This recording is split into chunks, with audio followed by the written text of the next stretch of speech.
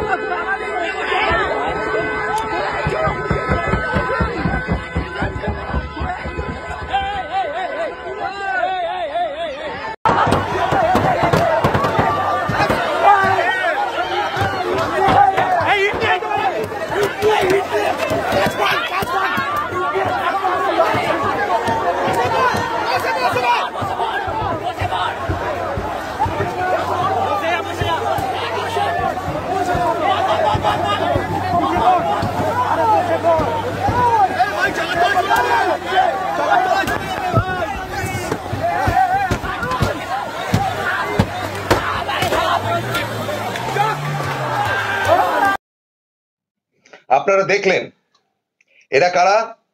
এরা হচ্ছে গিয়ে সিপিআইএম এর শতবর্ষ বা কমিউনিস্টদের শতবর্ষ, ভারতবর্ষের শতবর্ষের শান্তির ছেলের দল, যারা শান্তির বাণী চাইছে, তাদের নমুনা। সুপ্রভাত, রমজান মাসের শুভেচ্ছা জানিয়ে আজকের অনুষ্ঠান শুরু করছি। আদাব, নমস্কার। গত রাত্রে প্রবীর বিশ্বাসের অনুষ্ঠানটা যদি আপনারা দেখে থাকেন, তার যে ফোন কলগুলো এসেছিল, প্রত্যেকটা ফোন কল আমি শুনেছি, আমি নিজেও অ্যাটেন্ড করছিলাম। এতটাই ক্ষিপ্ত হয়ে রয়েছি, আমার ভাষা যদি আজকে ত্রুটিপূর্ণ হয় প্রথমে মার্জনা চেয়ে নিচ্ছি, কারণ এর থেকে ভদ্র ভাষায় আজকের অনুষ্ঠান করা যাবে না। যে কনস্পিরেসি, যে বদমাইশি শতবর্ষের কমিউনিস্টরা করলো, এখানে তো শুধু সিপিএম না, নকশালদের একটা অংশ রয়েছে, সবই একই স্টালিনপন্থী। তো তাদের সেই বিবরণ আজকে আপনাদের সামনে তুলে ধরবো, তারপরে বলবো পুলিশ তোমার লাঠি কোথায় বলবো। দেখুন, যখন অনুষ্ঠান শুরু করছি সুপ্রভাত জানিয়ে, তখন আর কিছুক্ষণ বাদেই কিন্তু হায়ার সেকেন্ডারি পরীক্ষা শুরু হচ্ছে। এবং দর্শক বন্ধু, আপনারা জানেন যে যে কোনো মানুষের সবচাইতে কঠিন পরীক্ষা হচ্ছে গিয়ে কিন্তু হায়ার সেকেন্ডারি পরীক্ষা। কেন, তার যুক্তিটা দিচ্ছি। মাধ্যমিক পরীক্ষাটা হচ্ছে নমিনাল। নমিনাল মানে হচ্ছে কি, আপনার প্রথম ধাপে পরীক্ষা হলো, সেখান থেকে কিন্তু আপনি নিজের ফিউচার কেরিয়ার তৈরি করতে পারেন না।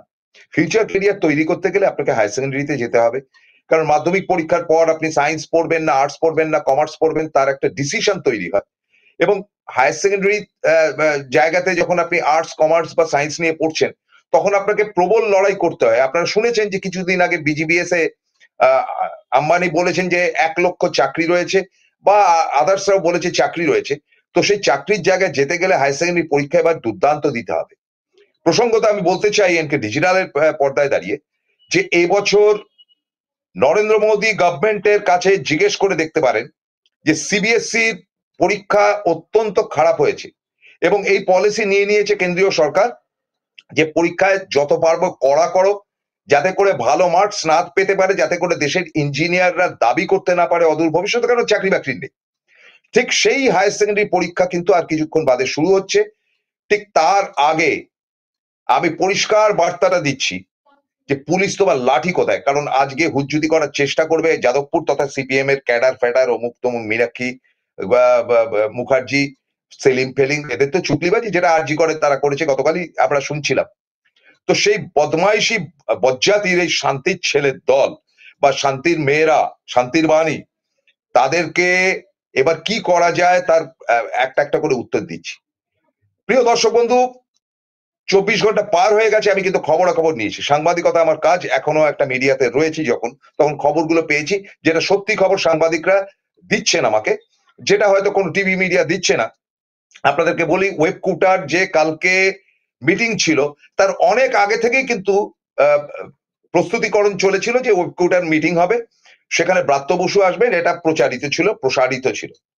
এবং তখনই এই এসএফআই বা নকশালপন্থীদের যে ইউনিট, তারা ঠিক করে নেয় যে ব্রাত্যর সঙ্গে তারা হুজ্জুতি করবে, ঢুকতে দেবে না। এবং ঢুকতে না দেওয়ার ফলে অটোমেটিক্যালি তখন যদি পুলিশ লাঠিচার্জ করে বা তার বডিগার্ডরা কিছু করে, তারা আহত হয়ে পড়ে গিয়ে একটা ড্রামা করবে, নাটক করবে ইত্যাদি ইত্যাদি, এটা প্ল্যান ছিল। কিন্তু তাদের প্ল্যানটা একটু প্ল্যান বিতে চলে গেল। সেটার জন্য তাদের কতটুকু প্রস্তুতি ছিল আমি জানি না। কারণ এদের তো শয়ের বাচ্চাগুলোর তো কোনো জাত ধর্মের ঠিক নেই। যাদবপুরটা তো মানে একটা বদমাইশের আখড়া। মদ গাঁজা আর মেয়ে ছেলের সঙ্গে ফুর্তি চুমাচাটি করা আর ব্রেসিয়ার পরে ঘুরে বেড়ানো, এছাড়া মানে শয্যা সঙ্গী সঙ্গিনী ইত্যাদি ইত্যাদি নানান নোংরামির প্রবল ঘটনা। তারপরে ওপর থেকে ছাত্রকে ফেলে দিয়ে খুন করা, ঘটনার পর ঘটনা ঘটছে। আসছি সে ব্যাপারে।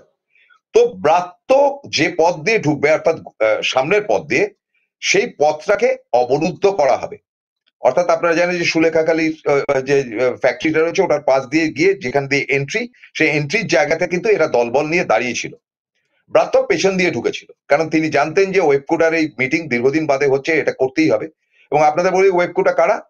তৃণমূল কংগ্রেসেরই একটি, মানে ডাইরেক্ট তৃণমূল না হলেও এরা একটি শিক্ষক এবং শিক্ষা যে ইউনিয়ন, তাদেরই একটি সংগঠন।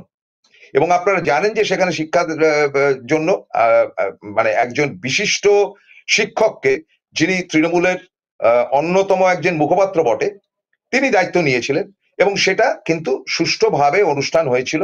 সেখানে ব্রাত্য বসু বলতে বাধ্য হয়েছিলেন যে যেভাবে অরাজকতা চলছে দেশ জুড়ে, এবং তার ব্যতিক্রম নয় এখানেও, সেটা কিন্তু আমরা সহ্য করছি, কিন্তু এটা এইভাবে সঠিক নয়। তোমরা ভাই পড়াশুনো করো, এই ওয়েবকোটার শিক্ষকরা আপনার দায়িত্ব নিন, ভালো ভালো ছাত্রছাত্রীরা যাতে যাদবপুর থেকে বেরিয়ে এসে সারা ভারত কেন সারা বিশ্বে ছড়িয়ে পড়ে তার ব্যবস্থা দিন। এটাই ছিল ব্রাত্যর বক্তব্য, এবং সেই বক্তব্য যদি আপনারা পারেন দেখে নিতে পারেন। কে কি দেখালো টাকালো দরকার নেই। ওই যে 9 নম্বর চ্যানেল একটা কি আছে, ওটা তো মানে গবেটেশ্বর গবেট বজ্জাতের আখড়া। ওটা আমাদের এখানকারও না, দক্ষিণ ভারতীয় একটি চ্যানেল, মোদির চামচা, বজ্জাতির আখড়া, শয়তানের জাসু এরা, মানে কনস্পিরেটর, এরা দিনভর এটা দেখেই যাচ্ছে। আমি অবাক হয়ে যাই, মিডিয়া দেখাচ্ছে ছাত্রটির উপর আঘাত পড়লো, তার মাথা ফাটলো, এটাকে এখন খবর কাভারেজ। কারণ এদের টার্গেটটাই হচ্ছে যে স্ট্রেট অ্যাওয়ে নরেন্দ্র মোদী গভর্নমেন্টকে পরোক্ষভাবে সমর্থন করতে গেলে সিপিএম কে তুলে ধরো, তৃণমূলকে ফেলো। গতকাল এক দর্শক বন্ধু ফোন করে বলেছিলেন, মারাত্মক কথা বলেছিলেন, যে কেরালের দিকে তাকিয়ে সিপিএম এখন আন্ডারস্ট্যান্ডিং করছেন। প্রবীরবাবু সেটাকে শুনে, প্রবীরবাবু অসুস্থ, তিনি হয়তো সেটা শুনে হু করলেন, কিন্তু সেটার একটা তথ্য আপনাদের সামনে তুলে ধরতে চাই। আপনারা জানেন যে কেরালের নির্বাচন, এটার সঙ্গে এটা সম্পৃক্ত বলেই আপনাদের বলছি। কেরালের নির্বাচনে প্রতি 5 বছর অন্তর অন্তর গভর্নমেন্ট চেঞ্জ হয়, গত 30-40 বছর ধরে এইভাবেই চলছে। কখনো কংগ্রেস পরিচালিত ইউডিএফ, আর কখনো বামফ্রন্ট, মানে বামেরা মিশ্রিত হয়ে যেটাকে এলডিএফ বলে, লেফট ডেমোক্রেটিক ফ্রন্ট, তারা ক্ষমতায় আসে। গতবারে দেখুন পরপর দুবার, অর্থাৎ 5 বছর প্লাস 5 বছর, এই 5 বছর প্লাস 5 বছর কিন্তু দুবার পরপর এই এলডিএফ ক্ষমতায় এলো। এলডিএফ ক্ষমতায় আসলে কি হবে? বিজয়ন সহ বিভিন্ন লোকের বিরুদ্ধে প্রচুর পরিমাণে অভিযোগ রয়েছে, চুরি চামারি ছেঁচড়ামি। সিপিএম তো চোরের চোর, তো এদের চুরি চামারি ইত্যাদি ইত্যাদি ধরা পড়লো, সেগুলো ধামাচাপা দেওয়া হয়েছে ইডি সিবিআই এর দিক থেকে, এদের তার মেয়ে এটার সঙ্গে জড়িত ইত্যাদি ইত্যাদি। তো তারা নরেন্দ্র মোদীর বা এই বিজেপির কাছে ফের সারেন্ডার করেছে। তাদের বক্তব্য খুব সুস্পষ্ট, খুব ভালো করে শুনুন দর্শক বন্ধু, যে কংগ্রেসকে কোনোভাবে আসতে দেওয়া যাবে না, তার জন্য আপনারা আমাকে সাহায্য করুন। অর্থাৎ তৃতীয়বারের জন্য লেফট ফ্রন্টকে যদি আনা যায়, আপনারা তো জানেন জালিয়াতি চূড়ান্ত চলছে এই আপনার ভোটার লিস্ট ইত্যাদি ইত্যাদিতে, তো সেটাতে একটা এগ্রিমেন্ট হয়েছে, সেটাতে একটা গেরুয়াপন্থীদের সঙ্গে লালপন্থীদের, অর্থাৎ গেরুয়া কমরেডদের একটা কিন্তু আন্ডারস্ট্যান্ডিং হয়েছে যে হ্যাঁ আমরা চেষ্টা করব, বাট অ্যাজ ওয়েল অ্যাজ তোমরা আমাদেরকে, আমাদের জন্য ঘৃণা টিনা এগুলো ছাড়ো। এবং আপনারা জানেন যে গতবারে কংগ্রেসের বিরুদ্ধে স্ট্রং ক্যান্ডিডেট দিয়েছিল বিজেপি, এবং বিজেপি স্ট্রং ক্যান্ডিডেট দেওয়ার ফলে 5 বছর আগের ইলেকশনে, আরেকটা ইলেকশন তো আমাদের সঙ্গে পশ্চিমবঙ্গের সঙ্গে একসাথেই হবে, তার জন্য কংগ্রেস ক্ষমতায় আসতে পারেনি। কিন্তু গত লোকসভাতে তারা দুর্দান্ত রেজাল্ট করে এবং উপনির্বাচনে সেখান থেকে প্রিয়াঙ্কা গান্ধী জিতেও পর্যন্ত আসে। এখন সম্প্রতি তাদের মধ্যে একটা আন্ডারস্ট্যান্ডিং, সেলিম ফেলিমি এগুলোর সঙ্গে যুক্ত কিনা খবর নিয়ে দেখুন, সব যুক্ত, টোটাল সিপিএম পার্টি যুক্ত। সবচাইতে বেশি যুক্ত হচ্ছে ওই প্রকাশ কারাট অ্যান্ড ব্যাটলিয়ান। এরা দেখছে যে আমরা যদি কেরালাতে আরেকবার না আসতে পারি তাহলে এই পার্টিটা এক্সিস্ট করবে না। আর বিজেপি যেটা দেখছে, যে সিপিএম ঠিক আছে, এদেরকে বাঁচিয়ে রাখতে হবে, বাট নো কংগ্রেস, কংগ্রেসকে আর একটা রাজ্যও দেওয়া যাবে না। এই কনস্পিরেসিটা চলতে চলতে এই যে সম্প্রতি রাজ্য কমিটির মিটিংটা কি গোষ্ঠীর পিণ্ডি যেটা হয়েছিল, সেখানে ডিসিশন হয়েছে সিপিএম এর পক্ষ থেকে যে না না না না না, বিজেপি বা নরেন্দ্র মোদীকে ফ্যাসিস্ট বলা চলবে না, নিও ফ্যাসিস্ট, তারা ফ্যাসিস্ট বলা চলবে না। আপনারা ভাবতে পারেন এটা কমিউনিস্ট পার্টির ডিসিশন। হ্যাঁ, আরএসএস এরও শতবর্ষ, কমিউনিস্টদেরও শতবর্ষ। এটাতে করে গত শনিবার দিন এক সিপিআই লিডারের সঙ্গে আমার কথা হচ্ছিল, তিনি কোন একটা প্যানেলে বসছিলেন, তিনি এগিয়ে এসে আমাকে বললেন কেমন আছেন দাদা ইত্যাদি। তাকে বললাম যে এটা কি চলছে নাকি, বলে দাদা আমাদের কিচ্ছু করার নেই, এটা সিপিএম এর বক্তব্য এবং আমরা এটার প্রতিবাদ করছি। অর্থাৎ ফরওয়ার্ড ব্লক বা আরো বামপন্থী যারা রয়েছে, আরএসপি তো এখন মোটামুটি একটা অ্যালায়েন্স করছে কংগ্রেসের সঙ্গে ইউডিএফ এ, তো এরা প্রত্যেকেই বলেছে এবং সারা ভারতবর্ষে যত বামপন্থী দল রয়েছে তারা সিপিএম কে চেপে ধরে বলেছে তোমরা এটা বললে কি করে, ফ্যাসিস্ট নয় নরেন্দ্র মোদী গভর্নমেন্ট, তোমরা বলছো কি করে। তারা বলছে আমরা কিছু জানি না, কিন্তু ডু ইট সামথিং। এরপরেই নাকি একটা তলায় তলায় এগ্রিমেন্ট, আপনাদের বলি উকিল ভট্টাচার্য নামক শান্তির ছেলে, মানে টু দি পাওয়ার ইনফিনিটি লোকটিকে তা সরিয়ে দেওয়া হয়েছে, মানে তাকে কমিটিতে রাখা হয়নি, কারণ he is the agent tout. দেখবেন ওই পাড়াতে রামবাগানে সব ঘুরে বেড়ায় যে টাউটরা, এই হচ্ছে কি সেই ধরনের একটা বিজেপির টাউট, দীর্ঘদিন ধরে সিপিএম এ অবস্থান করছে, আপাতত তাকে সরিয়ে দেওয়া হয়েছে। আরে মশাই, এই উকিল যা করবার করে নেবেন, বলে রাখছি, এখান থেকে বলে রাখছি, এই সোমবার সকালে আপনার যা ক্ষমতা আছে করে নেবেন। তারপরে তো আপনাদের কীর্তিমান ওপেন সেক্স করছেন, তার দৃশ্যগুলো উঠে এসছে, এই তো আপনাদের চরিত্র, মহিলাদের সঙ্গে কি কীর্তিকলাপ করেন। এটা বিজেপিদের ভালো লাগতেই পারে, কারণ এই কালচারটি তাদের হয়তো ভালো লাগার মতো জায়গা। তো তারা বলছে আরএসএস হচ্ছে গিয়ে করাপ্টেড এন্ড আরএসএস হচ্ছে গিয়ে ফ্যাসিস্ট, কিন্তু বিজেপি ফ্যাসিস্ট না, বোঝো, বা বাবা চোর ছেলে ভদ্রলোক, অথচ এক বাড়িতে থাকে, একই রকম তাদের ধন সম্পত্তি, এটা হয় কোনোদিন? তো এইখান থেকে তাদের বক্তব্য ছিল যে সিপিএম তোমাদেরকে কেরালে আসতে দেওয়া হবে, কিন্তু তোমরা কলকাতা বা পশ্চিমবঙ্গেতে ডিস্টার্ব করো। ইতিমধ্যেই সেলিম একটি জায়গাতে ইন্টারভিউ বলেছে, তাকে প্রশ্ন করা হয়েছিল যে আগামী নির্বাচনে আপনারা কেন বিজেপির সঙ্গে হাত মেলাচ্ছেন, সেলিম বলল যে ওদের সঙ্গে হাত মেলাবো কিনা এটা তো হয় না, বিস্তর হাত মিলিয়েছেন। এবং তলায় তলায় খবরটি হচ্ছে যে আগামী নির্বাচনে কয়েকটি আসন বিজেপি ছাড় দেবে সিপিএম কে 2026-এ, মমতা বন্দ্যোপাধ্যায় মাননীয় দিদি শুনে নিন, এবং সেখানে তারা বাকি যে 7 থেকে 9% ভোট তাদের আছে, তার মধ্যে 8% ভোট তারা বিজেপিতে ঢেলে দেবে, যাতে বিজেপি ক্ষমতায় আসতে পারে। কেয়ারফুল হওয়া দরকার মাননীয় মুখ্যমন্ত্রী। এটাতে আরএসপি, ফরওয়ার্ড ব্লক, এসইউসি বা যারা যারা বামফ্রন্টের দলবল রয়েছে তারা প্রত্যেকে বিরোধিতা করেছে। তারা বলেছে যে এরকম আন্ডারস্ট্যান্ডিং হলে প্রতিটি সিপিএম এর বিরুদ্ধে, আর কংগ্রেসের সঙ্গে আন্ডারস্ট্যান্ডিং হচ্ছে না 2026-এ, আপাতত এটা ধার্য হয়েছে যে কংগ্রেস করাপ্টেড পার্টি আর বিজেপি খুব ভালো পার্টি। তো এই গেরুয়া কমরেডরা গতকাল যাদবপুরে যে কাণ্ডটি করেছে তার পেছনে সম্পূর্ণ মদত ছিল গেরুয়া পার্টির। তারা বলেছিল হুজ্জুদি করো, বাকি আমরা সামাল দিয়ে নেব, এবার আর কোনো রাজ্যপাল ফাজ্যপাল যাবে না, যা খুশি করো, তাণ্ডব করো, বাট সুইসাইডিয়াল স্কোয়াড করে তোমাদের ছেলে পুলেদেরকে অন্তত মার খাওয়াও, যে মারের দৃশ্যটা অন্তত 25 দিন ধরে যাতে করে বিভিন্ন টিভি চ্যানেল দেখায়, তার ব্যবস্থা করো। মারবে কে? মমতা বন্দ্যোপাধ্যায় তো একেবারে নিঃস্বার্থ ভদ্রলোক, তিনি বলেছেন যে না, ছাত্রছাত্রীদের দিকে নজর দাও। এই যে আরজি করের শান্তির ছেলেগুলো যেগুলো বদমাইশি করলো, যেটা কোর্ট থেকে অর্ডার পর্যন্ত এলো যে না এটার মধ্যে ওই একটি লোকই দোষী, তারপরে ফের তারা পথে নেবে কিছুদিন হুজ্জুদি ফুজ্জুদি করে এখন ঢুকে গেছে। মমতা বন্দ্যোপাধ্যায় তাদেরকে 10,000 টাকা করে মায়না বাড়ি দিয়েছে ডাক্তারদের, সেই ডাক্তারগুলো আবার গতকাল পথে নেমেছে। এগুলো সব একই মায়ের পেটের সন্তান, বাপের কোনো খবর নেই, বুঝলেন? একই মায়ের পেটের সন্তান, বাপের খবর আমি জানি না, খুঁজে নিন কোথা থেকে পাবেন আর কি পাবেন। তো এরাই প্ল্যান প্রোগ্রাম করে কালকে ব্রাত্যর সঙ্গে হুজ্জুতি করতে গিয়েছিল, দেখে নিন ছবি টবি করে। এরা হচ্ছে সেই মাল, যে এরা ঠিকই করেছিল যে ব্রাত্যর সঙ্গে ঝামেলা করবে, অটোমেটিক্যালি ব্রাত্যর সিকিউরিটিরা তাদেরকে ডান্ডা মারতে বাধ্য, কারণ সিকিউরিটি সেই জন্যই রাখা হয়, এবং সেটা করার সঙ্গে সঙ্গে তারা আন্দোলনে নামবে, বৃহৎ আন্দোলনে নামবে। ঘটনা কিন্তু তা ঘটেনি, ঘটনাটা উল্টো ঘটেছে। তারা পতাকা নিয়ে পথে নামলে কি হবে, ঘটনাটা উল্টো ঘটেছে। আপনাদেরকে বলি ভেতরের খবর, একদম পাক্কা খবর আপনাদেরকে বলছি। আপনার দরকার হলে সুমন ভট্টাচার্য মাননীয় সাংবাদিক গতকাল যারা প্রেস মিট করেছে প্রেস ক্লাবে বসে তাদের জনে জনে জিজ্ঞেস করতে পারেন, তারা নিউট্রাল, তাদের কাছে কিন্তু আসলি খবর রয়েছে। এসব আসলি খবর নিয়ে আগামী দিনে আসবো। প্রবীরবাবু 6 তারিখে বেরোলে আমি কিন্তু এইসব লোকজনকে ধরে এনে এদের চরিত্রগুলো খুলে দেওয়ার চেষ্টা করব এই চ্যানেলে বসে। এটা ইটস মাই প্রমিস। এবার কি হলো, ব্রাত্য পেছন দিক দিয়ে ঢুকলেন, পুরো মিটিং ফিটিং করার পর এরা ডিসাইড করলো যে আরে ব্রাত্যকে তো বেরোতে হবে। বেরোবার সঙ্গে সঙ্গে তাদের দাবিটা কি, যে ভোট করতে হবে। আরে ভাই, ভোট করতে হবে তার জন্য মন্ত্রীকে আটকে রেখে লাভটা কি? মন্ত্রীর হাতে ক্ষমতা আছে একটা ইউনিভার্সিটি ভোট করার? তোমরা ভাই ইয়েতে যাও, তোমার ইউনিভার্সিটির ভাইস চ্যান্সেলরকে গিয়ে বলো, বা তোমরা আবেদনপত্র করো।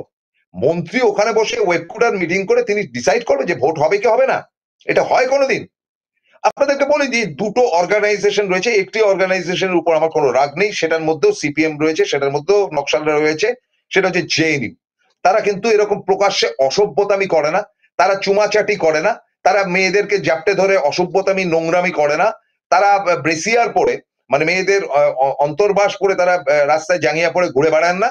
যাদবপুরের জায়গাটি একটি জঘন্যতম হয়েছে এবং যাদবপুরের জায়গার মতন জেএনইউ নয়। তারা লড়াই করতে পারে এবং লড়াই করে তারা ওই এবিভিপি কে হারাতে পারে। সুতরাং তাদেরকে সেলাম জানাচ্ছি, সেলিউট জানাচ্ছি। কিন্তু এখানে যেটা হলো, এই যে কুণাল ঘোষের গাড়িটা দেখছেন, আজকে চ্যালেঞ্জ করা হচ্ছে যে কুণাল ঘোষের গাড়িটি কোত্থেকে এলো, কেন এলো, কি বৃত্তান্ত। কুণাল ঘোষ ওই দিক দিয়েই যাচ্ছিলেন, তার কাছে খবর আসার সঙ্গে সঙ্গে তিনি দৌড়ে আসেন এবং দৌড়ে এসে বিষয়টি দেখতে আরম্ভ করেন। তাকে কদর্য ভাষায় খিস্তি খেউর করা হয়েছে, কদর্য ভাষায়। আমি অনির্বাণকে বলবো যে খিস্তি খেউরের দু একটি পার্ট যদি দেখানো যায় খুব ভালো হয়। যদি দেখানো যায় যে তারা কি রেঞ্জের লাফালাফি করেছে, যে কদর্য ভাষায় কুণাল ঘোষকে কালকে গালিগালাজ করেছে। কেন গালিগালাজ করবে? এবং আপনাদেরকে বলি যে ওই যে জায়গাটি আপনারা শুনেন তাদের বক্তব্য।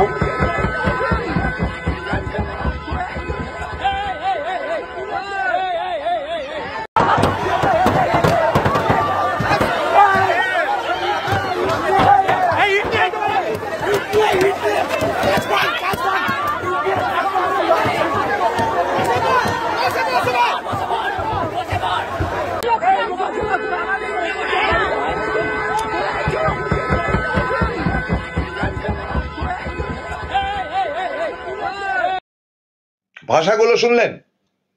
আমি তো শান্তি বলছি, তারা খ দিয়ে বলছে, তারা ইট মেরে ভেঙে দিতে বলছে, শুনেছেন? এরা রাউডি বদমাইশ কিন্তু উচ্চশিক্ষিত। এরা এখান থেকে বেরিয়ে আর ওই বাম ফাম করে না, আমেরিকাতে চলে যায় সব। এদের চরিত্রই তাই। ওই মানে দেখবেন যে সঞ্জয় দত্ত আগে যখন নেশা করতো না ওই ইঞ্জেকশন ফিঞ্জেকশন দিয়ে, পরে তাকে একটা বিশেষ চিকিৎসালয়ে পাঠিয়ে তার মানসিক দিকটা পরিবর্তন করা হয়েছে।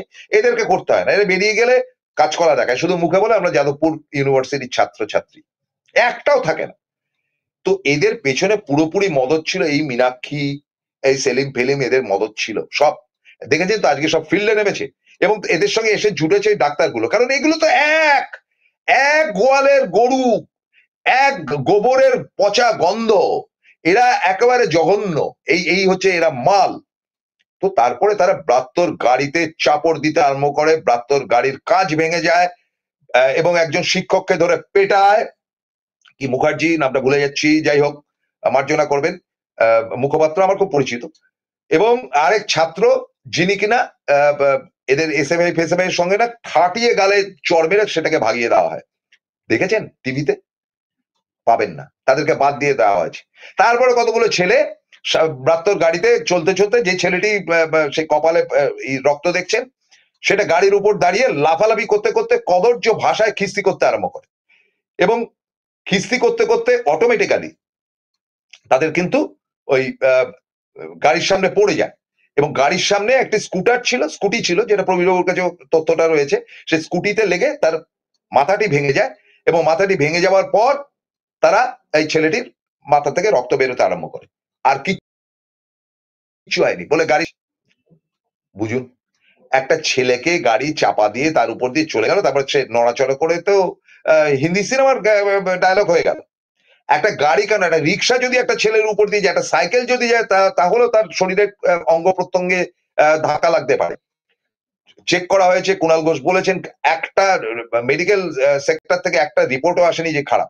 এবার মেডিকেলে কেন গেছে, যে ওই ডাক্তারগুলো, এই ডাক্তারগুলো যেগুলো আন্দোলন করেছে সেগুলো যাতে ব্যাড রিপোর্ট করে, কিন্তু বোধহয় করতে পারেনি এখনো পর্যন্ত। মমতা বন্দ্যোপাধ্যায় মাননীয় মুখ্যমন্ত্রীকে বলবো, দিদি চেক করুন যে কারা কারা এই ছেলেটির হয়ে রিপোর্টিং পড়ছে। তবে এখনো পর্যন্ত এই সোমবার সকাল অব্দি যে খবর আছে তাতে করে রিপোর্টে কোনো খারাপ কিছু হয়নি, তার চোখে তো লাগেইনি। ওই চোখের মধ্যে একটা পট্টি, এই নাটক এরা প্রচুর করেছে। এরা চিতপুর যাত্রা পার্টির লোক, এই ডাক্তারগুলো, এটা এক পার্টি, এক মাল। এগুলোকে কেন এতদিন অব্দি এদেরকে অ্যালাউ করা হয়েছে আমি জানি না বলেই হয়তো একটা ব্রেক নিতে হবে, ব্রেকটার পর ফিরে আসবো। কিন্তু তার আগে জানিয়ে দিই যে এদের চরিত্রের কোনো ঠিক ঠিকানা নেই, ঠিকানাহীন কতগুলো, এবং এরা এই কারবার যুগের পর যুগ চালিয়ে যাবে। এদের জন্ম হয়েছিল 1969-এ নকশাল আন্দোলনের সময় যাদবপুর ইউনিভার্সিটিতে। তারপর সিদ্ধার্থ রায়ের আমলে এরা ঘাপটি বেড়ে বসেছিল। তারপরে যুগের পর যুগ এরা কিন্তু চালিয়ে যাচ্ছে, মানে একদল বেরিয়ে যাচ্ছে, প্রফেসররা চলে যাচ্ছে, মরে যাচ্ছে, আরেক দলকে তৈরি করে দিয়ে যাচ্ছে। গুরুমুখী বিদ্যা আর কি, গরুমুখী বিদ্যার মতো গুরুমুখী বিদ্যা। বলবো আরো কথা, এবং আসল কথা বলবো যে প্রমোদ দাশগুপ্ত থেকে শুরু করে জ্যোতিবাবুরা কি বলেছিলেন সেই তথ্য আপনাদের সামনে দেব এই শান্তির ছেলেদের বিরুদ্ধে। কিন্তু একটা বিরতি নিচ্ছি, ফিরছি খুব দ্রুত, সঙ্গে থাকুন। জয়গুরু রত্নভান্ডার জ্যোতিষ সীমা, এখানে গোল্ড মেডেলিস্ট জ্যোতিষী বসেন। হাই কোয়ালিটির আসল গ্রহরত্ন সবচেয়ে কম দামে এখানে পাওয়া যায়। স্থান বেলঘড়িয়া রানীপার্ক বটতলা 2 নম্বর রেলগেটের নিকটে। 9681345722 এবং 9007778922। Found Kolkata's first ever sweet shop serving so unique items like Dab Malai Curry, Motichur Truffle, Gajor Borfi, Dab Kalakand, and I had to try them. শুধু তাই নয়, শক্তিগড়ের ল্যাংচা, বর্ধমানের সীতাভোগ, মালদার পোস্তকদম, বহরমপুরের ছানা বড়া, এগুলো সবকিছু খেতে হলে আর এত দূরে যেতে হবে না। সুন্দরিনী ন্যাচারালসে পেয়ে যাবে পশ্চিমবঙ্গের বিখ্যাত 10টা জেলার মিষ্টি all under the same roof. এদের বেস্ট সেলার্স কচি ডাবের শাঁস দিয়ে বানানো ডাব মালাইকারি আর কলা পাতায় মোড়া গুড়ের সন্দেশ পাতুরি আর আ মাস্ট ট্রাই।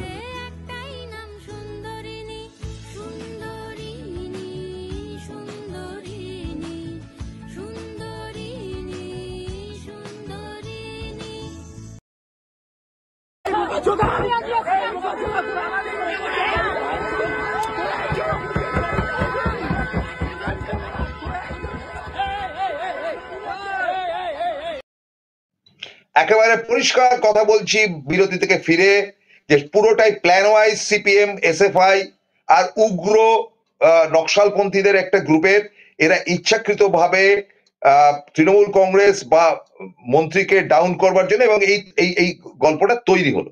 কারণ এখন আর ওই হসপিটালগুলো আরজিকর কাণ্ড চলছে না, এবার এটা নিয়ে চলবে। কারণ আর কোনো তথ্য তারা পাচ্ছে না আপ টু 2026 ইলেকশন অব্দি। এই ঝামেলা ঝঞ্ঝাট গুলো এরা করবে, কিচ্ছু হয়নি, কারোর কোনো কেউ চোট ফাটান কিচ্ছু হয়নি, হবে আর কিছুক্ষণ বাদে। আপনাদের বলছি, আমি তো এখন বাড়িতে বসে রয়েছি, বেরোবো একটু বাদে অফিসে, তারপরে আপনাদেরকে বলতে পারবো। কিন্তু একটি কথা বলি, তখন প্রমোদ দাশগুপ্ত বেঁচে, এবং প্রমোদ দাশগুপ্তর মতন খেউড় খিস্তিবাজ লোক খুব কম ছিল, খুব বাজে কথা, স্টালিন পন্থী একদম। স্টালিন খুব গালাগাল করতো, জানেন তো, মানে বাস্টার্ড ফার্স্টার্ড হচ্ছে গিয়ে স্টালিনের নর্মাল ভাষা ছিল, মানে প্রচন্ড ব্যভিচারী লোক ছিলেন তো। এবং তিনি একদম হাভানা চুরুটার বেস্ট কোয়ালিটির ইয়ে না খেলে, ড্রিঙ্ক না করলে তার চলতো না। এবং সেটা শুধু রাশিয়ান ভদকা নয়, তার জন্য স্পেশাল স্কচ আসতো, এবং বেস্ট কোয়ালিটি ড্রেস পরতেন স্টালিন। এবং স্টালিনের একেবারে আশীর্বাদ ধন্য ছিলেন এই প্রমোদ দাশগুপ্ত। প্রমোদ দাশগুপ্ত মঞ্চে উঠে যে ভাষায় খিস্তি করতেন, এবং খিস্তি মানে খেউড়ের পর্যায়ে পৌঁছে যেত। তিনি মারা গেছেন, তো আমি কি করবো, আমার করার কিছু নেই, তাই বলে তাকে একেবারে ধন্য করতে হবে এমন কোনো বক্তব্য নেই। গ্রেট, তার ছবিটা পর্যন্ত চলে এসছে। তো সুতরাং কি বলেছিলেন তিনি, একটি আন্দোলনের পরিপ্রেক্ষিতে 82 সালের পর তিনি বলেছিলেন, পুলিশ গুলি চালায়নি কেন, কারণ পুলিশটা তিনি কন্ট্রোল করতেন। জ্যোতিবাবু যদিও মুখ্যমন্ত্রী ছিলেন, কিন্তু টোটাল পুলিশ কন্ট্রোল করতেন আলিমুদ্দিন থেকে প্রমোদ দাশগুপ্ত। তিনি বলেছিলেন পুলিশ গুলি চালায়নি কেন, চুরুট খেতে খেতে বলেছিলেন। পুলিশের বন্দুকের নলে কি নিরোধ লাগানো রয়েছে, নিরোধ মানে হচ্ছে কি ওই জন্ম নিয়ন্ত্রক যেটি, বেলুনের মতন। বলেছে পুলিশের বন্দুকের নলে কি নিরোধ লাগানো রয়েছে যে পুলিশ গুলি করতে পারেননি। কিরম মানুষ চিন্তা করুন। তাকে তো খারাপ কিস্তি মারতে পারি না, কিন্তু এই গল্পটি একেবারে আদর্শ কথা। এবং তার মৃত্যু হয়েছিল ওই রাশিয়াতে, কি মানে উগ্র রাশিয়াতেই তার মৃত্যু হয়েছে। সে গেছে, ঠিক আছে, আমার করার কিছু নেই, কারণ প্রমোদ দাশগুপ্ত আমার লিডার নয়, কিছু নেই। এই দলের মধ্যে সুভাষ চক্রবর্তীকে একমাত্র আমি রেসপেক্ট করতাম, আর খুঁজে পাচ্ছি না। এখন শতরূপ তো গিটার বাজায়, ও ওখানে গান করে। শতরূপ সেদিনকে বলছে যে সে কি রণবীর কাপুরের ওই সিনেমাটা বলছে, ওই সিনেমা থেকে বেড়ায়, কাজ নাই তো কিছু, অথচ এদের পকেটে নিয়মিত টাকা আসছে। কে দিচ্ছে, কে খবর নিন। টাকার সোর্স কি হতে পারে, কোত্থেকে টাকা আসছে? সিপিএম এর পকেটে আন্দোলন করার জন্য অত বড় মঞ্চ করে তারা যে অনুষ্ঠান করলো, টাকাটা দিচ্ছে কে? খবর নিয়ে দেখুন। অমনি অমনি মমতা বন্দ্যোপাধ্যায় বলেছেন, গেরুয়া কমরেড, কমরেড টাকার সোর্সও আমরা জানি, খোঁচা দিলে বেরিয়ে আসবে, এ কথাটা বলে দিলাম। তো প্রমোদ দাশগুপ্ত সেদিনকে বলেছিলেন পুলিশ কি করছে, পুলিশের বন্দুকের নলে কি নিরোধ লাগানো রয়েছে? আর আজকে আমি বলছি, পুলিশ তোমার লাঠি কোথায়? লাঠিটা এবার ব্যবহার করতে শেখো। অনেক নাটক হয়েছে, আর কিছুক্ষণ বাদে যদি আন্দোলন করে ডান্ডা দিয়ে পিটিয়ে দেবে, এবং দরকার হলে একদিক থেকে ঢোকাবে, মুখ থেকে বার করে নেবে। কারণ হায়ার সেকেন্ডারি পরীক্ষা 10 লক্ষ ছেলে মেয়ের ভবিষ্যৎ, তাদের ভবিষ্যৎকে আমরা নষ্ট করতে দিতে পারি না। তারা যাতে সঠিকভাবে স্কুলগুলোতে পরীক্ষা দিতে যেতে পারে, যতক্ষণ তারা পরীক্ষা দেবে তাদের বাপ মায়েরা সেখানে অপেক্ষা করবে, তাদের পাশে যেন কোনো রকম ঝামেলা না হয়। এবং আপনাদেরকে বলি, আমার বন্ধু সজল ভট্টাচার্য আমাকে একটু আগে ফোন করেছিলেন যে গতকাল তার কাছে এক অত্যন্ত জরুরি দরকারে 2 ভদ্রলোক আসছিলেন এই থেকে, যাদবপুর থেকে। তিনি টালিগঞ্জে এসে পৌঁছাতে পারেননি। এরকম সিচুয়েশন হলে হাতের ডান্ডাটি নিন। আমি জানি না দিদি কি বলবেন, আমি বলছি ডান্ডাটি নিন, এবং ডান্ডাটিতে এখন থেকে একটু তেল মাখিয়ে রাখুন। দেখবেন ক্রিকেট ব্যাটের মধ্যে তেল লাগিয়ে খেলে, বাউন্ডারি গুলো খুব ভালো হয়। এবং ডান্ডাটি একদম পেছন থেকে, মুখ থেকে বার করবেন যদি কোনো আন্দোলন হয়। অনেক হয়েছে, আমরা এখানে বসে বসে চিল্লাবো, আমাদের হাতে দিয়ে দিন, দেখিয়ে দিচ্ছি। একদম ওই ইয়ে বলেছিল যে, অরূপ বিশ্বাস বলেছিল যে 1 মিনিট সময় দিন, আমরা চেঞ্জ করে দেবো। আমরা বলছি 1 মিনিটে হবে না, টাইম লাগবে, সময় দিন। পুরো পশ্চিমবঙ্গকে নামিয়ে দেবো, যাদবপুরকে ঠোঁয়া করে পুকুরের জলে, ওখানে যাদবপুরের ভেতরে একটা পুকুর আছে, পুকুরের জলে ফেলে দেবো। একটা যদি গন্ডগোল হয়, ডান্ডা যেন ওঠে, পরিষ্কার কথা বলে দিলাম। এবং এটা ন্যায়ের দিক থেকে বলছি, কোনো বেআইনি কথা বলিনি। হায়ার সেকেন্ডারি পরীক্ষা 10 লক্ষ ছেলে মেয়েরা দেবে, তাদের পরীক্ষার পথ যারা আটকাবে সেটা বেআইনি, এবং বেআইনি কাজে পুলিশকে দায়িত্ব নিতে হবে, এবং পুলিশের দায়িত্ব মানে হচ্ছে লাঠি। তারপর বন্দুকের দরকার নেই, এগুলো কাওয়ার্ড বেসিক্যালি। কারণ এরা 2 দিন বাদে পাশ করে আমেরিকা চলে যাবে, গিয়ে ট্রাম্পের ল্যান্ডা ধরে ঝুলে থাকবে, জানি তো। এগুলো নতুন কথা কিছু না। ফলে আর কিছুক্ষণ বাদে যদি কোনো যদি, এখনো আমার কাছে খবর আসেনি, যদি খবরটা আসে, এরা যদি পথে নামে খুব খারাপ হবে। এরা নামতেই পারবে না, যে কটা দিন হায়ার সেকেন্ডারি পরীক্ষা থাকবে, সকাল হোক রাত্রি হোক যখনই হোক। কারণ হতে পারে ছাত্রছাত্রী কেউ অসুস্থ থাকতে পারে, তার ওষুধ কেনার ব্যাপার হতে পারে, তারা এখন কন্টিনিউয়াসলি পরীক্ষা থাকবে, তাদের টিফিন আনতে যেতে পারে তাদের বাপ মায়েরা। কোন রাস্তা অবরুদ্ধ করা, কোনো আন্দোলন, কোনো কিছু, ডান্ডা, একেবারে পুলিশের ডান্ডা হয়ে যাবে ঠান্ডা। এই আবেদনটা রাখছি মাননীয় মুখ্যমন্ত্রীর কাছে, যে অনেক এদের সহ্য করেছে। আরজিকর কাণ্ডে প্রবিদা বলছিলেন যে আরজিকর কাণ্ডে আইটি সেলের কোনো ভূমিকা ছিল না, এবার নাকি খুব ভূমিকা বুঝি না। আমার কথা মশাই খুব খারাপ, বয়স হয়ে গেছে, 2 দিন বার টসকে যাবো, ফেলে দিয়ে আসবেন নিমতলায়। কিন্তু এদেরকে কোন রকম বাদরামি করতে, আর তার থেকে বড় কথা, আমার মুসলিম ভাইদের কিন্তু রমজান মাস চলছে, তারা রোজা করছে, এবং এই রমজান মাস বা রোজার সময় অন্তত মমতা বন্দ্যোপাধ্যায়ের রাজ্যে কোনো আন্দোলন চলবে না। মুসলিমদের যে রোজা চলছে, তারা অনেক সময় অফিস কাছারিতে যায়, তারা থুতু পর্যন্ত গেলেন না, অত্যন্ত কঠিন। সুতরাং তাদেরকে কোনো ডিস্টার্ব করা যাবে না, তারা এক প্রান্ত থেকে অন্য প্রান্তে যেন অনায়াসে যেতে পারে। রমজান মাসে কোনো হুজ্জুতি চলবে না। এবং রমজান মাসে যে হুজ্জুতি করবে, ডান্ডা, একদম পাক্কা ডান্ডা। শান্তির ছেলেদের জন্য ডান্ডা দরকার। আমি কোনো বেআইনি কথা বলছি না। আইনকে যে ভাঙবে, পুলিশের হাতে ডান্ডা তাদের উপর উঠবে। এই আবেদন রেখে আজকের মতো শেষ করছি। ভাষা খারাপ হলে মাফ করবেন। এই ঘটনার পরিপ্রেক্ষিতে এর থেকে ভদ্র ভাষা আমার কাছ থেকে পাবেন না, প্রবীর বাবুর কাছ থেকে শুনে নেবেন, মার্জনা করবেন। রমজান মাস শুভ হোক, আপনাদের ভালো হোক। উচ্চ মাধ্যমিক যারা দিচ্ছ ভাই, ঠান্ডা মাথায় পরীক্ষা দিতে যাও, ভালো পরীক্ষা হোক। তোমরা আমাদের বাংলার গৌরব, আমাদের দেশের গৌরব, দশের গৌরব। তোমাদের ভালো হোক এই প্রার্থনা করে আজকের মতো শেষ করছি। নমস্কার, আদাব।